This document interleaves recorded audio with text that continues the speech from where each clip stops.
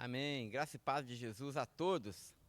Abra sua Bíblia comigo, por favor. Nós vamos ler a Epístola de Judas. Epístola de Judas. Para aqueles que ainda não estão nos acompanhando, nós estamos dentro do nosso biênio desenvolvendo o tema da verdade. A verdade, ela importa.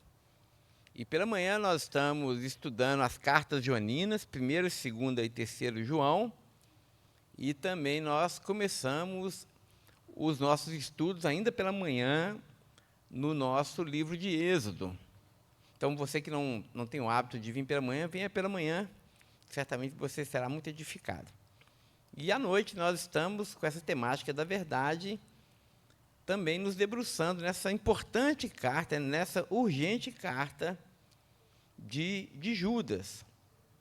Se pela manhã nós vamos identificar os nossos desafios e os nossos inimigos fora da igreja, os inimigos, portanto, externos à igreja, nas nossas reflexões à noite nós vamos falar dos inimigos que brotam dentro da comunidade cristã. Muito bem.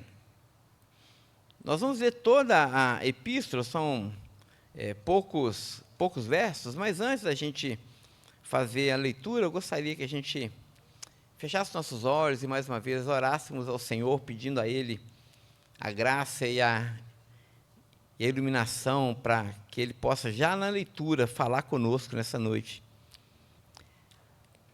Senhor dos altos céus, te damos graças pela Tua palavra, e nós dizemos como o salmista, como nós amamos a Tua lei. Ela é o nosso alimento, ela é a luz que ilumina a nossa caminhada. Que nessa noite, Senhor, por meio do Teu Espírito e por causa da Sua infinita graça, só possa aplicar essa palavra, que ela seja letra viva, Senhor, ardendo nas nossas mentes e também ardendo em nossos corações. Fala conosco, Senhor, e revela-nos a Tua vontade. Assim nós oramos. E oramos no nome de Jesus. Amém, amém, amém.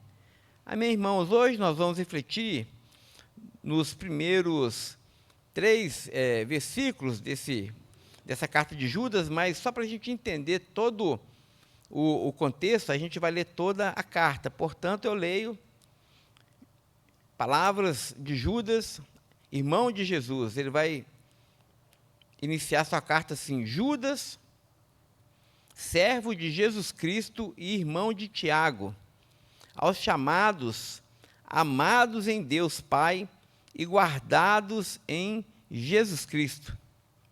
Misericórdia, paz e amor vos sejam multiplicados.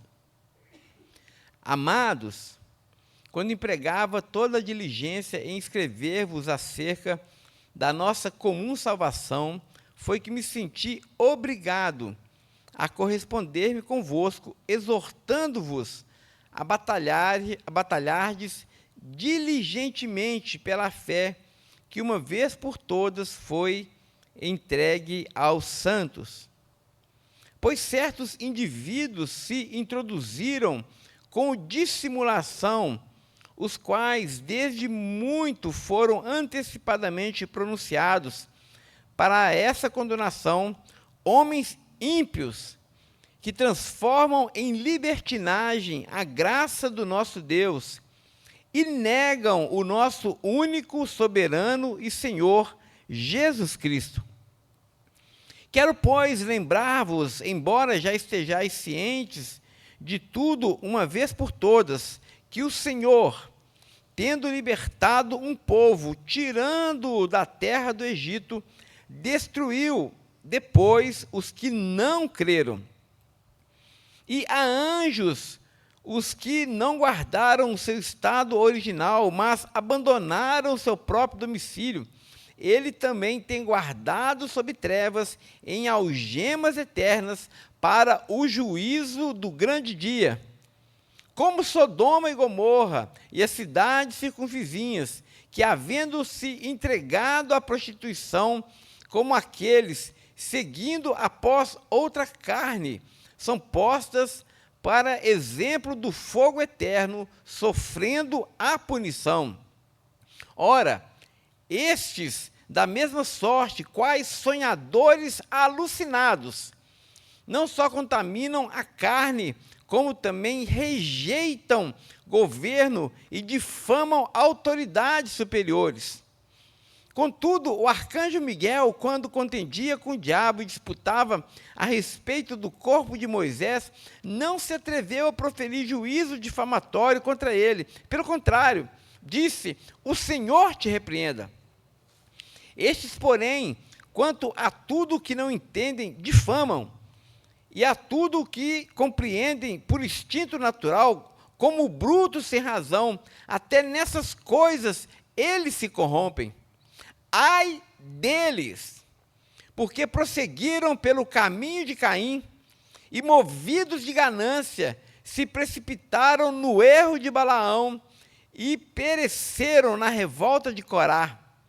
Estes homens são como rochas submersas em vossas festas de fraternidade, banqueteando-se juntos sem qualquer recato, pastores que a si mesmo se apacentam, nuvens sem água impelidas pelos ventos, árvores em plena estação de fruto, destes desprovidas, são duplamente mortas, desarraigadas.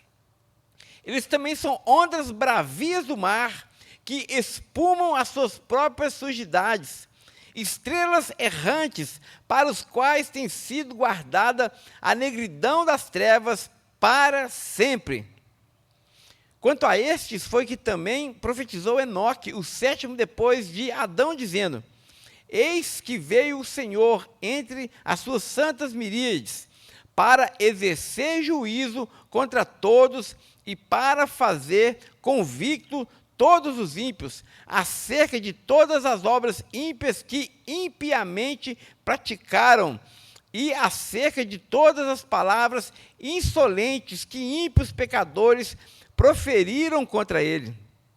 Os tais são murmuradores, são descontentes, andando segundo as suas próprias paixões. A sua boca vive propalando grandes arrogâncias, são aduladores dos outros por motivos interesseiros. Verso 17. Vós, porém, amados, lembrai-vos das palavras anteriormente proferidas pelos apóstolos de nosso Senhor Jesus Cristo, os quais vos diziam: no último tempo haverá escarnecedores, andando segundo as suas ímpias paixões. São estes os que promovem divisões sensuais, que não têm o Espírito. Vós, porém, amados, edificando-vos na vossa fé santíssima, orando no Espírito, guardai-vos no amor de Deus, esperando a misericórdia do nosso Senhor Jesus Cristo para a vida eterna. E compadecei-vos de alguns que estão na dúvida, salvai-vos, arrebatando-os do fogo. Quanto a outros, sede também compassivos em temor, detestando até a roupa contaminada pela carne. Ora, aquele que é poderoso para guardar de tropeços e para vos apresentar com exaltação imaculada diante da sua glória, a único Deus, nosso Salvador, mediante Jesus Cristo, Senhor nosso, glória, majestade, império e soberania, antes de todas as eras, e agora e por todos os séculos. Amém. Amém. Amém, irmãos. Que palavra dura do nosso irmão Judas. E como nós falamos, a nossa tarefa aqui nos nossos domingos, nessa série de mensagens, é identificar os erros, é denunciar e discernir entre o certo e o errado, entre o verdadeiro e o falso. E uma das formas de nós fazermos essa identificação, de adquirirmos esse discernimento, é justamente apontando os erros e os enganos desses falsos líderes, desses falsos apóstolos, desses falsos mestres. E Judas não poupou aqui adjetivos para identificar esses falsos líderes. Ele vai dizer que esses homens são dissimulados, ou seja, eles entram sorrateiramente nas casas e, de forma muito sutil, subreptícia, ele distorce a verdade da palavra de Deus. Esses homens também, eles desprezam a graça do Senhor nosso Deus, distorcendo o seu significado. Esses homens também são arrogantes e são rebeldes, ou seja, eles têm orgulho nos seus corações e, por conta desse orgulho, eles também não aceitam autoridade sobre eles. Esses homens também têm uma outra característica: eles vivem para si mesmos, são ensimesmados, olham para o seu próprio umbigo, as suas relações são voltadas e pautadas por interesse, então eles vivem olhando para si. São também pessoas completamente dominadas pelos seus instintos. Eles são dominados pelos seus apetites, portanto, eles são também homens depravados. E mais do que isso também, nas suas relações comunitárias, na vida comum da igreja, eles sempre se envolvem nos relacionamentos buscando o lucro, visando lucrar sobre o rebanho. Muito bem, nós vamos, nos nossos próximos sermões, nos deter aqui e nos aprofundar nesses detalhes e nesses exemplos veterotestamentários que Judas apresenta. Mas hoje eu gostaria de fazer um exercício diferente. Se tem uma forma de conhecer o erro, apontando de forma direta o erro, é também possível a gente discernir o erro, discernir entre o falso e o verdadeiro, entre o certo e o errado, apontando as coisas certas, mostrando as coisas verdadeiras. Vou dar um exemplo. Não sei se vocês sabem, né, mas eu nem sempre fui pastor. E eu comecei a trabalhar com 13 anos de idade, e comecei a trabalhar com meu pai na mercearia e tudo mais, mas com 16 anos eu comecei a trabalhar num banco. E banco é assim, aquela carreira muito dinâmica, né? Então eu passei por vários lugares no banco, entrei como contínuo, né, que é office boy, depois fui para escriturário, e a gente vai para vários setores, né? Mas numa dessas andanças eu também exercia a função de caixa de banco e também de chefe de tesouraria. Então, basicamente, a minha tarefa, bom tempo lá do meu tempo em banco, né, era justamente contar dinheiro. Então, eu era aquele pobre cercado por dinheiro, né? Tinha um caixa forte, mas não era o tio Patinhas, o dono era outro. Mas, assim, tanto no caixa, como a gente mexia com dinheiro, como na tesouraria, a gente também contava muito dinheiro, a gente era muito treinado para discernir nota falsa. Então, se você estava ali no caixa e as pessoas davam aqueles bolão de nota assim para você contar, você tinha que contar na hora, você não tinha tempo de pegar nota por nota e colocar assim, para ver se ela tinha aquele fio, né, que a nota verdadeira tem. Hoje a gente nem mexe com cédula mais, né? Ou então, tinha ali umas marcas d'água, alguma coisa que dá para você ver que a nota era falsa. Mas a gente era tão treinado, tão habituado, porque pegava a nota todo dia, e só na textura da nota, só de você passar, você já percebia que a nota era falsa. E você não precisava nem fazer o teste, você via claramente, o tamanho estava exato, a cor estava mais ou menos exata, mas na textura a nota era diferente. A gente era muito treinado, né? Então, essa mesma tarefa que a gente tem aqui nessa noite, né, é de ser tão treinado em em reconhecer a vida cristã verdadeira, ao ponto de, quando a gente vê algo que não é verdadeiro, a gente já consegue reconhecer. Então, a nossa conversa nessa noite, irmãos, vai ser justamente para que a gente reflita, sentado no nosso banco aí, né? Primeiro, que tipo de cristianismo eu estou vivendo? Será que eu sou um cristão verdadeiro? Outra coisa, que tipo de liderança nós temos? Como é a liderança da nossa igreja? Os irmãos que têm cargos de autoridade na nossa igreja, como eles são? E, por fim, que tipo de comunidade e que tipo de igreja nós temos sido? Será que nós temos sido uma igreja verdadeira? Será que nós temos tido e vivido um cristianismo autêntico, de verdade, de fato? Será que os nossos líderes são, de fato, discípulos de Jesus ou são pastores de si mesmos? Então, essa é a nossa tarefa da nossa conversa nessa noite. Eu gostaria de usar aqui o exemplo do nosso irmão Judas. Aquilo que ele deixa transparecer na sua pastoral, aquilo que ele deixa transparecer na sua preocupação e na forma como ele enxerga o rebanho, nos dá algumas pistas de um verdadeiro cristianismo. Preste atenção aí na sua Bíblia. Nós começamos lendo acerca de Judas, e já informamos aqui que Judas aqui não é o Iscariotes, não é? Mas é o Judas, irmão de Jesus. E olha só como é que Judas começa a sua carta. Irmãos, isso é impressionante. Olha o caráter cristão do nosso irmão Judas. Olha como ele se vê diante do espelho. Olha como ele se apresenta para a comunidade. Ele se apresenta assim, Judas. Em seguida ele escreve o quê? Servo de Jesus Cristo. Eu fico pensando que ele poderia muito bem dizer assim, não é? Dando uma carteirada.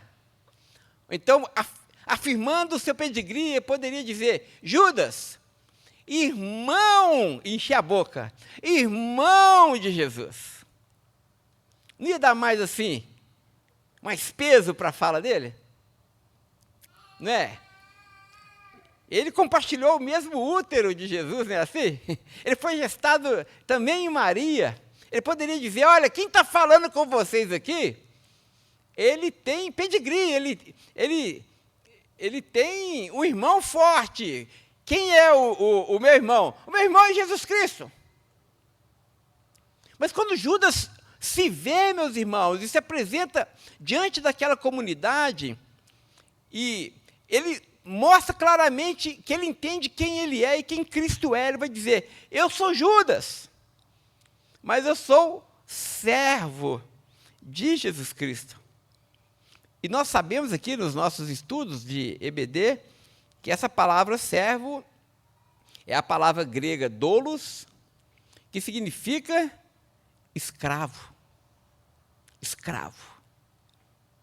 Ou seja, na cultura grega e na cultura hebraica também, o escravo não tem direito a quase nada. Um servo existe para servir e ser leal e fiel ao seu senhor. A existência do servo se justifica à medida que ele serve o seu senhor. Olha, então Judas se apresenta, eu sou Judas, servo de Jesus Cristo. E aqui é uma primeira aplicação para nós, irmãos. Como nós nos vemos? De verdade. Quando a gente chega diante do espelho, como nós nos enxergamos? Como nós nos relacionamos com as pessoas? Sobretudo com aqueles que a gente acha que estão debaixo da gente. A gente se acha dominador? A gente se acha melhor maior, mais apto? Ou nós nos enxergamos como servos de Jesus? Existe uma diferença abissal entre essas duas posturas.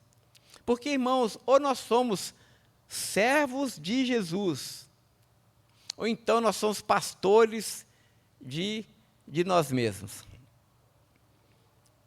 Eu fico muito intrigado quando eu vejo algumas propagandas assim, de falsos mestres. Eu falo isso com muita tranquilidade, com muita reverência, dentro da nossa cultura, porque a presença de falsos mestres é quase que onipresente na história da igreja. E o nosso tempo não é diferente. Eu fico muito intrigado quando eu vejo alguém anunciando um preletor, um pregador, para uma série de conferências, com os seguintes termos: vem aí o grande servo do Senhor, fulano de tal. Eu acho isso uma contradição de termos enorme, porque se é servo, não é grande. Ou é servo, ou é grande. Servo e grande não cabe na mesma frase. Então, a primeira coisa, irmãos, para a gente discernir se o nosso cristianismo é de fato verdadeiro, se nós não estamos andando no caminho do erro, mas no caminho que conduz à vida, é justamente nós nos identificarmos no fundo do nosso coração, não apenas no discurso. Porque esses falsos mestres, esses falsos pastores, eles eram dissimulados. Eles eram muito bons no discurso. Eles eram hábeis com as suas palavras. E eles, inclusive, eles tentavam traduzir ou produzir uma pretensa humildade e uma pretensa vida com Deus, mas no fundo, eles eram pastores de si mesmos. Então, a pergunta para nós hoje é, no fundo do nosso coração, quem nós sabemos que nós somos diante de Deus? Diante de Deus. Judas se via como servo de Jesus Cristo. Mas tudo bem, a gente pode pensar, pastor, mas Jesus é Jesus, né? Então aqui a gente se submete a Jesus porque Ele é o Senhor da igreja. Mas Judas vai além. Judas vai além. Ele vai dizer o seguinte: eu sou servo de Jesus Cristo e sou o quê? Irmão. Como é que está na sua Bíblia? Irmão de Tiago. E aqui, para os irmãos entenderem o peso dessa afirmação, em uma carta desse tipo, quando você se apresenta como irmão de alguém, assim é ainda hoje na nossa cultura, mas naquela época muito mais, significa que a referência não é você, mas é o outro. Né? Por exemplo, às vezes tem o Neymar. O Neymar é um craque conhecido, né? E aí tem a irmã do Neymar. Não tem isso? Aí quando está lá nas manchetes, assim, irmã do Neymar, porque quem é conhecido na história? É o Neymar, que é o craque e tudo mais, né? Então, a irmã do Neymar tem uma identidade secundária ao Neymar, nesse aspecto. E aqui, quando Judas também vai se referir ao seu parentesco com Tiago, Tiago era um dos líderes da igreja, junto com Pedro e João, ele vai dizer, eu não sou apenas servo de Jesus, eu não sou apenas escravo de Jesus, mas eu sou o irmão de Tiago, ou seja, Tiago é maior do que eu. E mais uma vez, irmãos, uma aplicação para nós como igreja. Paulo fala isso reiteradas vezes nas suas cartas, dizendo o seguinte, que nós precisamos enxergar o nosso irmão como sendo maior do que nós mesmos.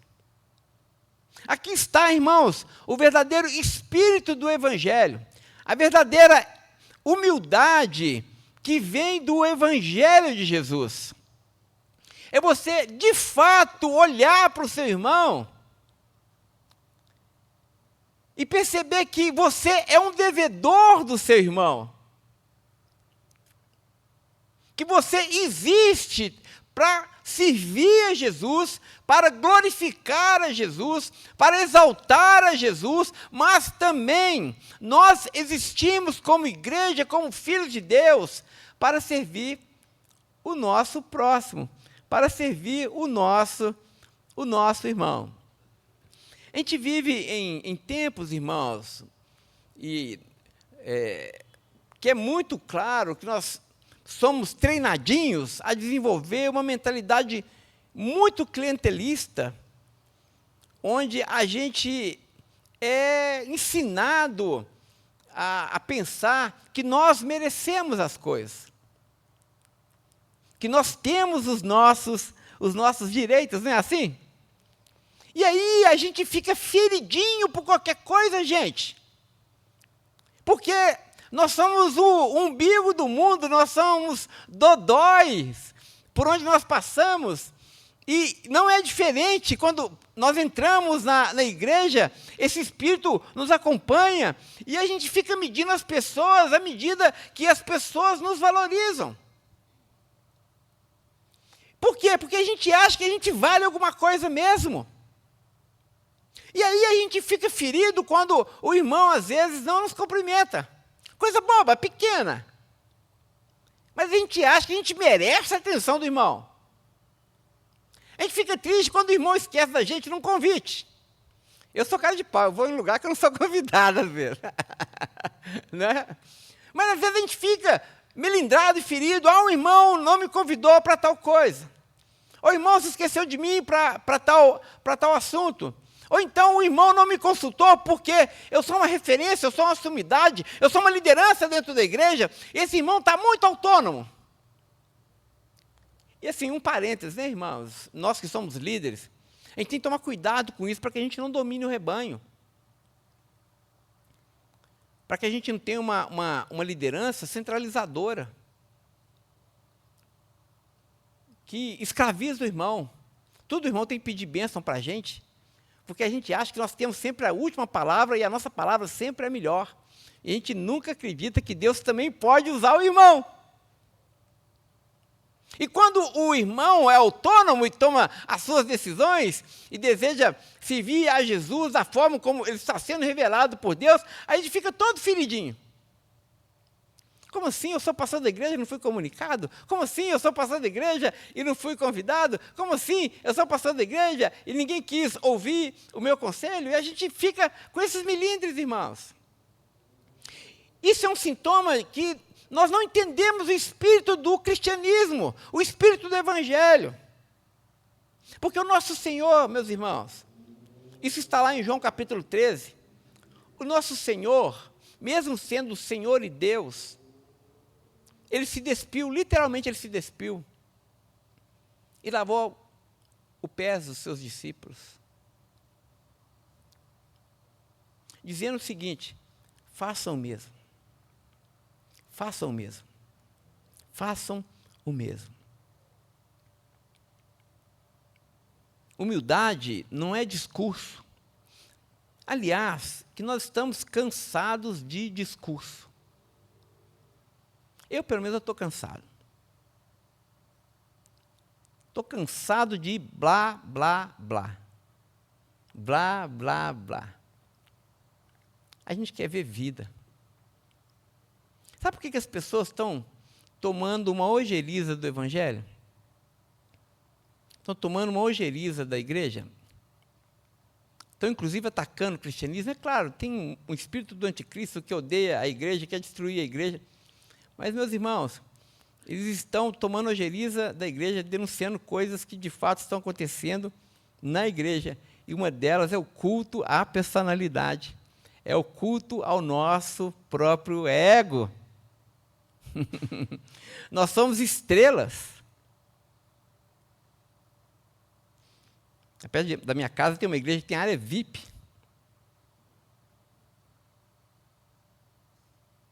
Área VIP. Então, se você é VIP, você entra pelos fundos da igreja ali e tem a área destinada a você, jogador de futebol e tudo mais, né?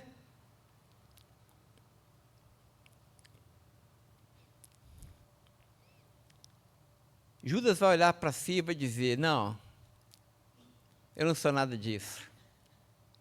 Eu sou servo de Jesus. Mas eu também sou servo do meu irmão. Que Deus nos dê esse olhar, meus irmãos. No nome de Jesus. Que Deus geste isso nessa comunidade. Que Deus coloque isso no coração de cada ovelhinha. Porque só o Espírito de Deus é capaz de nos tirar dos nossos pedestais e nos fazer servir o nosso próximo com humildade. Que Deus nos enche com essa humildade, com esse verdadeiro espírito do Evangelho. Judas vai dizer que eu sou irmão de Tiago, ele é maior do que eu. Ele é maior do que eu. Mas também, olha o que Judas vai falar acerca da comunidade. Nós aprendemos que essa carta é uma carta universal, é uma epístola universal. Então, ela era lida em todas as comunidades. Mas olha como ele vai se dirigir aos irmãos, dizendo: vocês são amados de Deus. Olha, o coração afetuoso e transbordante de Judas, ele olha para aqueles irmãos, para aquela comunidade, e diz assim: vocês são amados de Deus. Só um coração cheio de amor consegue olhar para o outro e ver que aquele ser que está do nosso lado também é alvo do amor de Deus. Vocês são amados de Deus. Vocês são guardados em Jesus Cristo. Ou seja, vocês são preciosos para Jesus Cristo. Meu irmão, minha irmã, essa pessoa que está ao seu lado vale mais do que o mundo todo. Vale mais do que o mundo todo. Ai de nós se colocarmos tropeço para o pequenino de Deus, a pequena ovelhinha de Jesus. Ai de nós! Cristo chama a sua igreja, Cristo nos chama, irmãos, a tratar os nossos irmãos com zelo, com cuidado, como sendo uma parte preciosa do rebanho, para que a gente jamais despreze o nosso irmão, para que a gente não seja assassino do nosso irmão, para que a gente valorize o nosso irmão.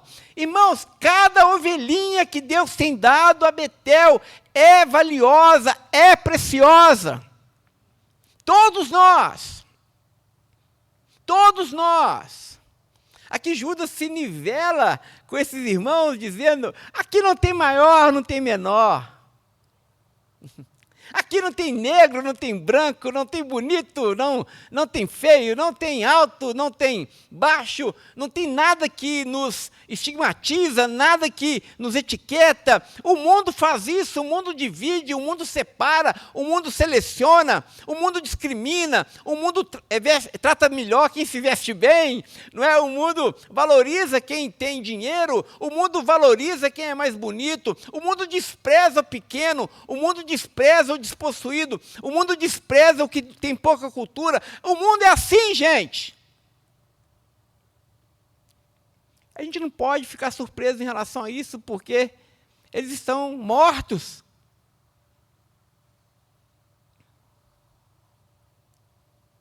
Mas nós não. Nós não, meus amados. Nós não. Nós não. Nós somos filhos da luz. Nós somos filhos da verdade.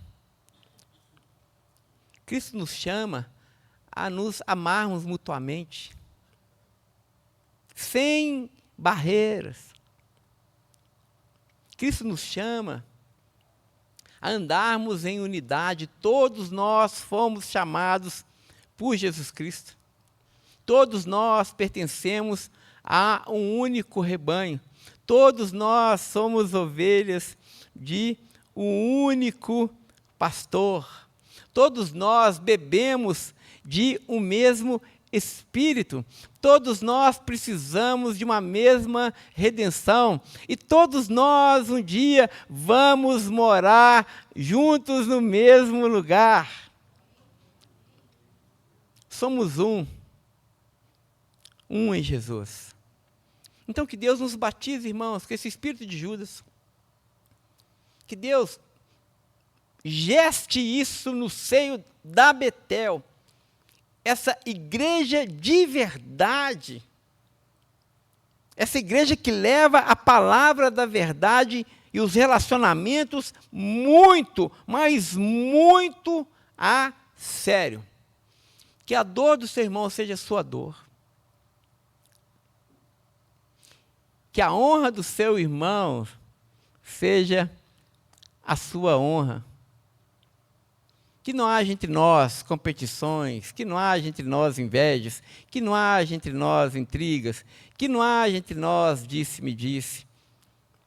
Porque Deus nos chama à perfeita unidade. Que Deus nos dê um coração igual ao de Judas. Que essa palavra possa ser como espelho diante de nós, para que a gente discirna como comunidade, como filhos de Deus, se nós estamos andando na luz, se nós estamos andando na verdade, se nós estamos andando pelo caminho que conduz à vida. Feche os olhos, vamos orar.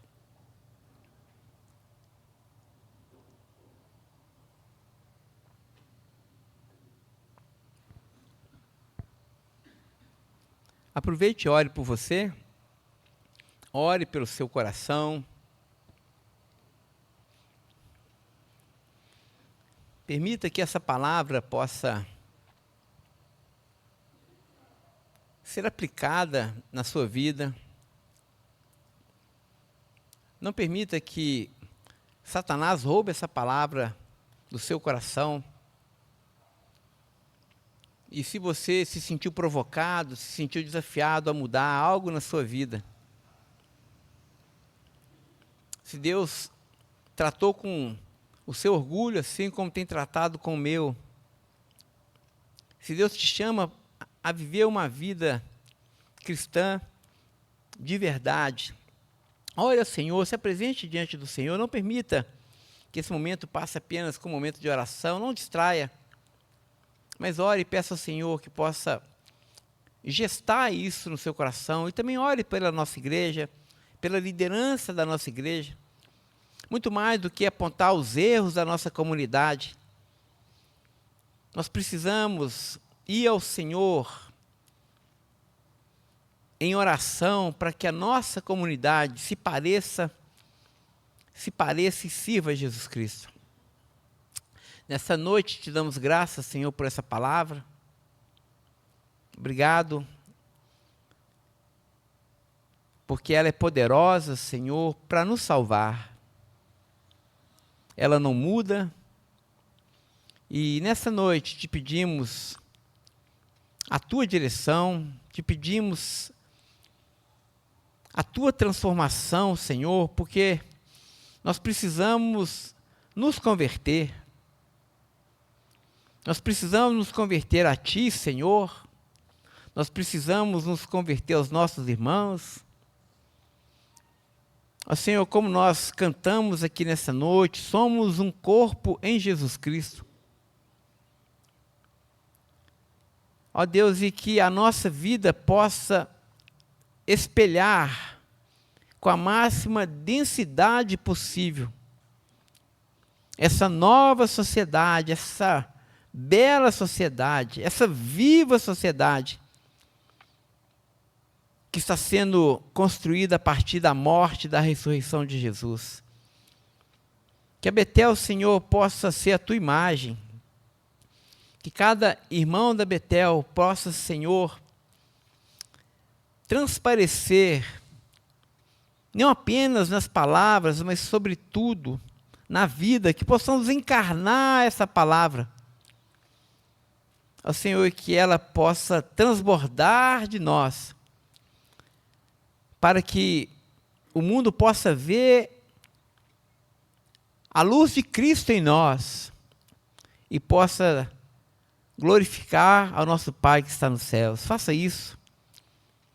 É o que nós te pedimos e assim oramos no nome de Jesus.